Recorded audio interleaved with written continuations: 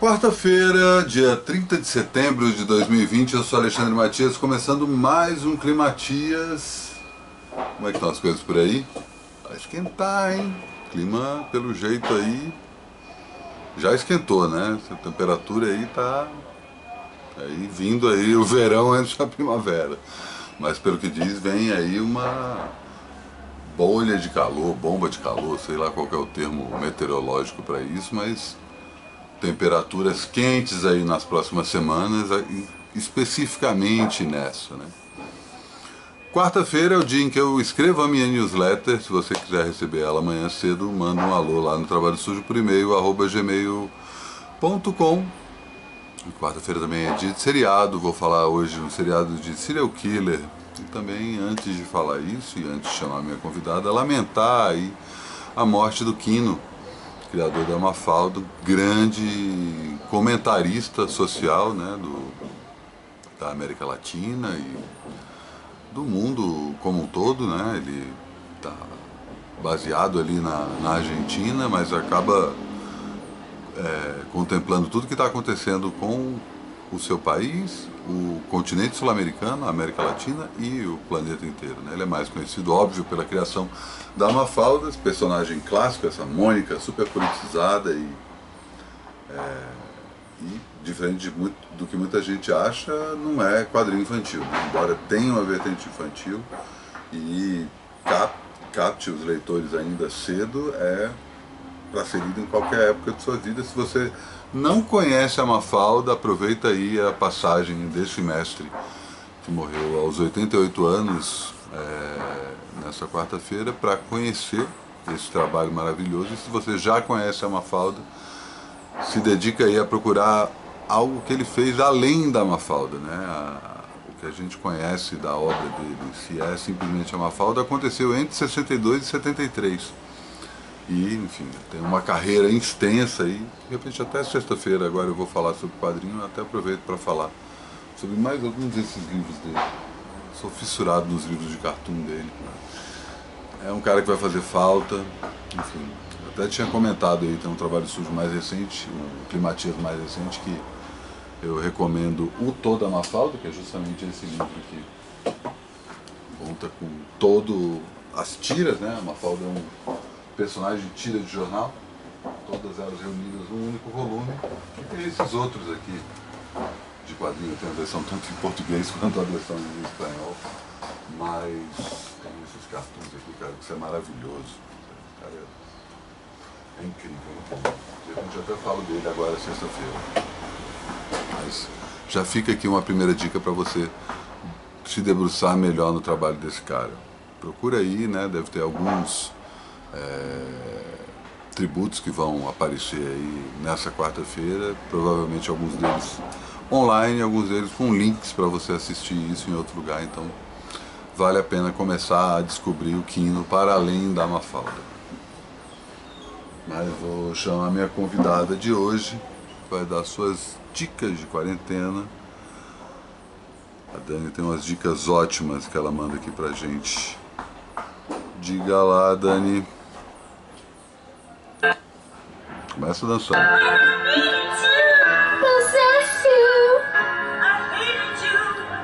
Pois é, gente, eu tô aqui ouvindo Kate Bush.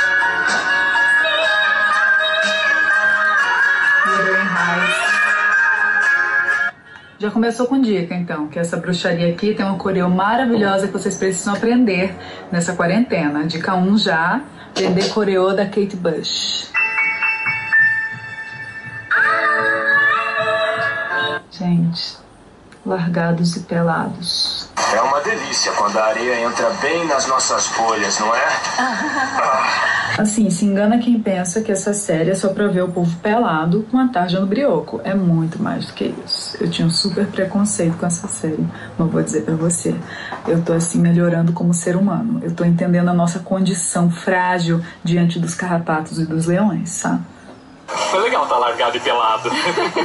Pois é. Aí eu já emendo aqui pra você ler toda a trilogia do Yuval Noah Harari. Começando por Sapiens, que aí você vai aprofundar mais ainda naquela coisa meio Largados e Pelados. É um best-seller, mas é babadeiro. É do Yuval Noah Harari, tá? Um israelense que deu essa aula de ser humano pra gente. Eu tô amando, coisa do Neandertal até os dias atuais. E aí continua, né? Você sabe que ele continua, ele vem e escreve Homo Deus, que é babadeiro também, até chegar no momento presente, dando as lições para o futuro, aí as 21 lições para o século XXI, né? São livros assim, must have do momento. Saco de Pulgas, Fleabag. Eu preciso indicar essa série para quem não viu ainda, tá na Amazon, tá? É da Phoebe Waller-Bridge, que é um dos maiores talentos aí. Ganhou o quê? 9 prêmios? Deixa eu ver aqui. Gente, Fleabag ganhou 6 prêmios no Emmy, assim, e é uma série fantástica. Ela é uma comédia dramática, cheia de ironia, uma anti-heroína maravilhosa, deliciosa para você assistir, tá? Uma loser, indiquei já para todo mundo essa série. Aqui. Não posso me esquecer de indicar Nada Ortodoxa, tá na Netflix, apesar de falar de um recorte aí de uma sociedade muito específica, né, ortodoxa, de judeus, fala muito sobre o feminino, e eu tenho certeza que a mulherada vai se identificar. Mexeu comigo e vai mexer com você também. Amir Klink, 100 Dias Entre Céu e Mar, li numa sentada. O cara sai aqui de Paraty, vai até a África, num barquinho desse tamanho, assim, sem brincadeira nenhuma, num veleiro, e ele só vai sozinho, sem ninguém, e registra essa viagem toda, documenta nesse livrinho, e assim, mudou minha vida. Mas o Amir Klink poderia participar do Largados e Pelados, porque ele tem uma cabeça boa e uma capacidade de sobrevivência, assim, muito fora do normal. Eu já teria morrido, né, só de pensar nessa viagem. Rita Lee, uma autobiografia, adoro.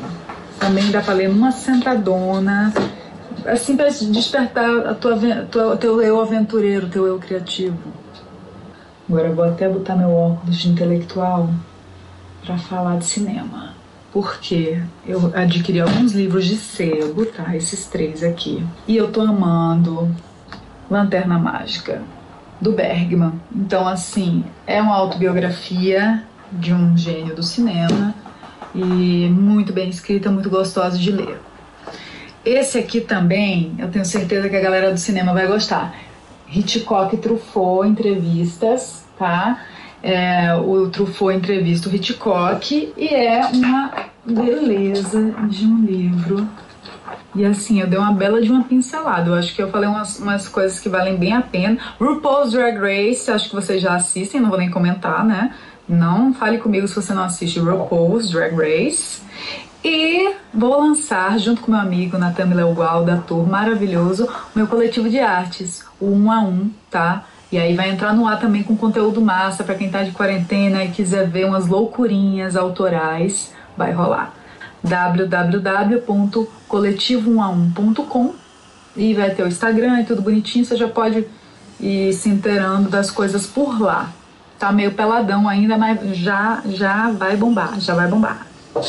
Um beijo, obrigada por ficar até o fim, ouvindo essas dicas. Pra mim também, coisa pra eu ver, pra gente se alimentar aí e ter assunto. Estão precisando de assunto, de boas novas. Obrigado, Dani. Ótimas dicas. A performance da Kate Bush, um show à parte, né? E livraço aí esse do Scorsese entrevistando o Hitchcock também, a biografia do Bergman também, que eu não li, mas, quer dizer, não terminei, né? Tá em algum lugar aqui em casa essa biografia, preciso terminar. Bergman tem uma lacuna aí na minha vida que eu preciso resolver isso com ele.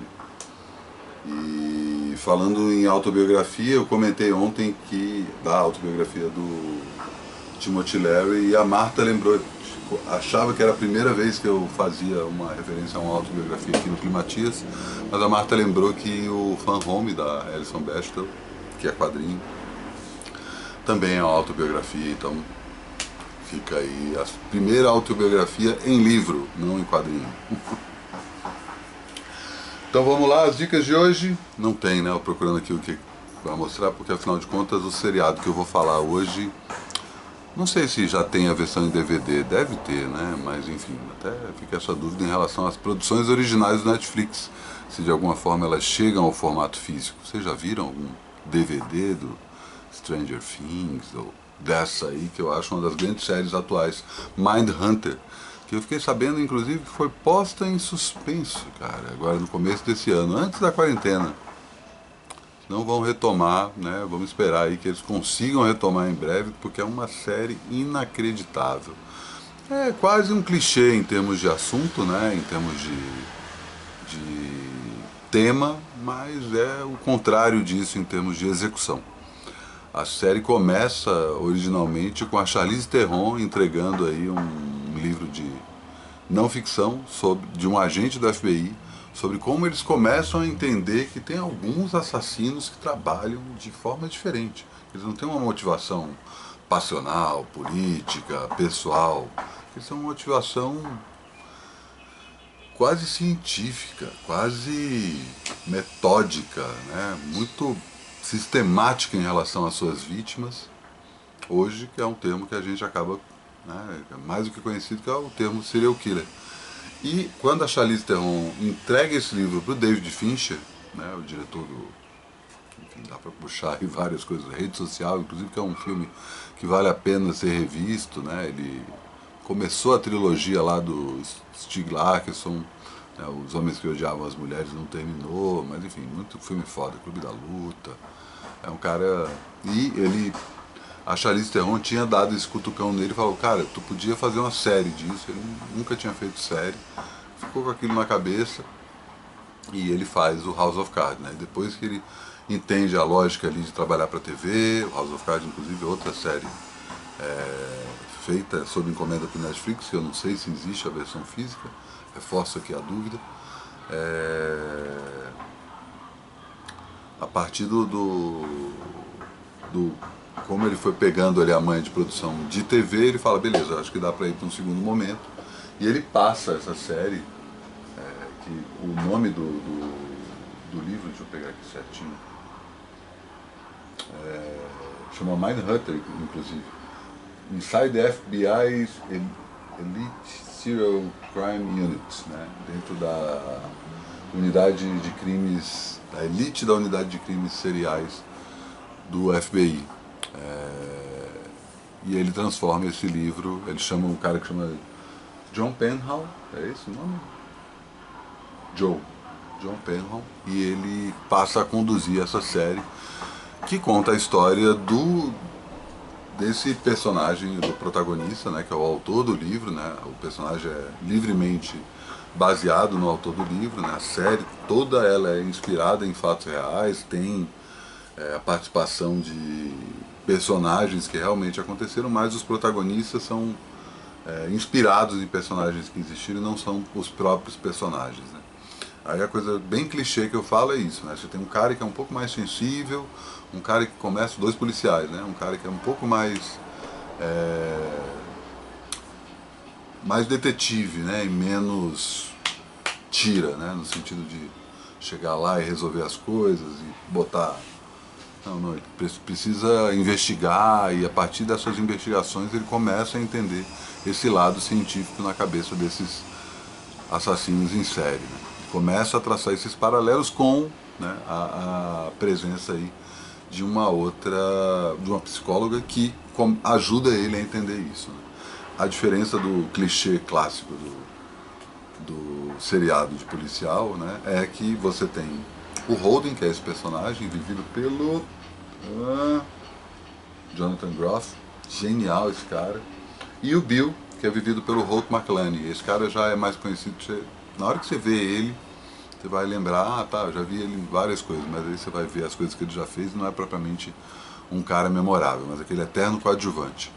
Mas ele tá super bem, e o Bill é o policial mais durão, o cara que fica olhando aí as novidades que o policial mais sensível está descobrindo e falando assim, não, querendo jogar aí meio que uma espécie de um advogado do diabo, né? peraí, você tá viajando. Ou quando ele começa a entender, ele é o cara que fala, não, tem a ver isso aí que você tá falando, vamos em cima. E quem faz a personagem da psicóloga é a Anna Torv, sensacional, tem fãs do Fringe sabem do que eu estou falando, e esse trio acaba entendendo melhor como é que funciona a cabeça de um serial killer. Até isso é a base do seriado, né? A premissa inicial.